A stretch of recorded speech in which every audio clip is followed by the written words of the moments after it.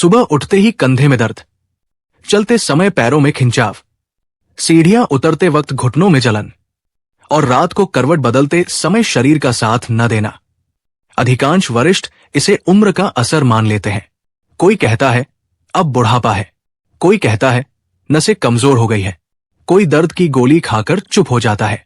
लेकिन एक सच्चाई है जो बहुत कम लोग बताते हैं। कई बार ये दर्द उम्र से नहीं, आपकी रोज की दाल से आता है।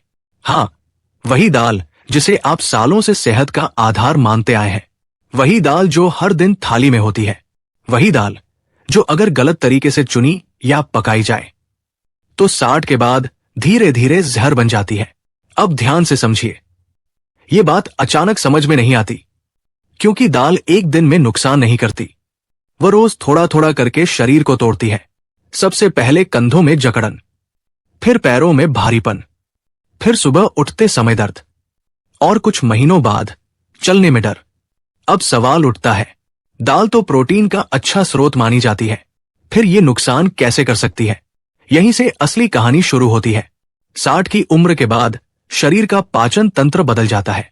जो चीज 30 या 40 में आसानी से पच जाती थी, वही 60 के बाद सूजन पैदा करने लगती है। दाल में प्राकृतिक रूप से कुछ ऐसे तत्व होते हैं जो अगर सही मात्रा और सही तरीके से न लिए जाए तो जोड़ों और नसों में सूक्ष्म सूजन पैदा करते हैं। ये सूजन बाहर से दिखाई नहीं देती, लेकिन अंदर ही अंदर कंधे और पैरों के जोड़ सख्त होने लगते हैं। अब सबसे पहले बात करते हैं सबसे ज्यादा नुकसान करने वाली दाल की, अरहर की दाल। भारत में सबसे ज्यादा खाई जाने वाली दाल, अधिकांश घरों में रोज की दाल। लेकिन 60 के बाद अगर अरहर की दाल रोज खाई जाए, और वो भी भारी तड़के के साथ, तो ये जोड़ों के लिए सबसे बड़ी दुश्मन बन सकती है। अरहर की दाल भारी होती है, ये पचने में समय लेती है, और पाचन कमजोर होने पर ये शरीर में गैस और सूजन पैदा करती है। इस सूजन का सीधा असर पड़ता है कंधों और पैरों के जोड़ों पर। इसीलिए कई वरिष्ठ कहते हैं दोपहर को दाल खाने के बाद शाम तक शरीर अकड़ जाता है।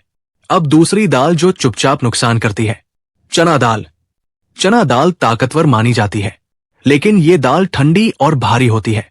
60 के बाद इसका रोज सेवन नसों में जकड़न बढ़ा सकता है, खासतौर पर उन लोगों में जिन्हें पहले से कंधे का दर्द या पैरों में खिंचाव रहता है।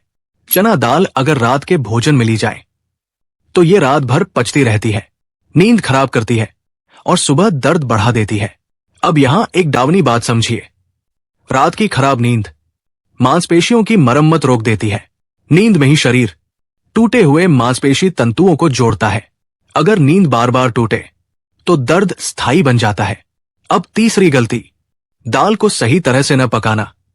कई घरों में दाल बस उबाल दी जाती है, न भिगोना, न अच्छी तरह पकाना, न पाचन के हिसाब से मसाले डालना।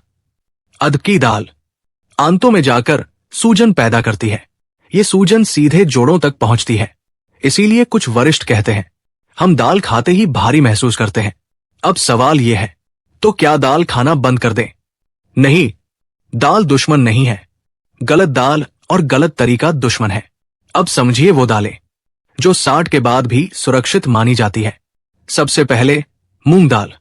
मूंग दाल हल्की होती है, ये जल्दी पचती है, ये सूजन नहीं बढ़ाती। आयुर्वेद में मूंग दाल बीमार और कमजोर शरीर के लिए सबसे सुरक्षित मानी गई है। जो वरिष्ठ कंधे और पैरों के दर्द से परेशान है, उनके लिए मूंग दाल सबसे बेहतर विकल्प है। लेकिन ध्यान रखिए, दाल पतली होनी चाहिए, भारी तड़का नहीं, कम मसाले। दूसरी सुरक्षित दाल मसूर की दाल। मसूर की दाल खून को हल्का रखने में मदद करती है, ये नसों में जकड़न कम करती है। लेकिन ये दाल भी सीमित मात्रा में ही ले, रोज नहीं। अब सबसे जरूरी बात, दाल खाने का समय। 60 के बाद दाल दोपहर में सबसे सुरक्षित होती है। रात में भारी दाल दर्द को बढ़ा देती है। अगर रात में दाल लेनी ही है तो सिर्फ मूंग दाल, वो भी बहुत हल्की। अब एक और बात जो अक्सर नजरअंदाज कर दी जाती है, दाल के साथ क्या खा रहे हैं। अगर दाल के साथ ज्यादा चावल या भारी रोटी या तला हुआ खाना है तो दाल का नुकसान कई गुना बढ़ जाता है, क्योंकि शरीर पर एक साथ अधिक बोझ पड़ता है। अब एक सच्ची घटना समझिए। कई वरिष्ठ जिन्होंने दर्द की दवाइयां ली, फिजियोथेरेपी करवाई, लेकिन आराम नहीं मिला, जब उन्होंने रात की भारी दाल बंद की और मूंग दाल अपनाई तो कुछ हफ्तों में सुबह का दर्द कम होने लगा। यह कोई चमत्कार नहीं, यह पाचन सुधरने का असर है। अब सबसे बड़ी चेतावनी, अगर आप सोच रहे हैं हम तो सालों से यही दाल खा रहे हैं, अब क्या फर्क पड़ेगा, तो याद रखिए, शरीर हर दशक में बदलता है। जो चीज पहले ठीक थी वही बाद में नुकसान कर सकती है। और दर्द की सबसे खतरनाक बात यह है कि वो धीरे धीरे स्थायी हो जाता है। आज कंधे में, कल पैरों में, फिर पूरे शरीर में। इसलिए आज खुद से सवाल पूछिए, क्या आपकी दाल आपको ताकत दे रही है या धीरे धीरे तोड़ रही है? क्योंकि कई बार दर्द की वजह दवा की कमी नहीं, समझ की कमी होती है। और अगर आज आपने इस आदत पर ध्यान नहीं दिया तो आने वाले समय में शरीर आपको रोक देगा। अब फैसला आपके हाथ में है।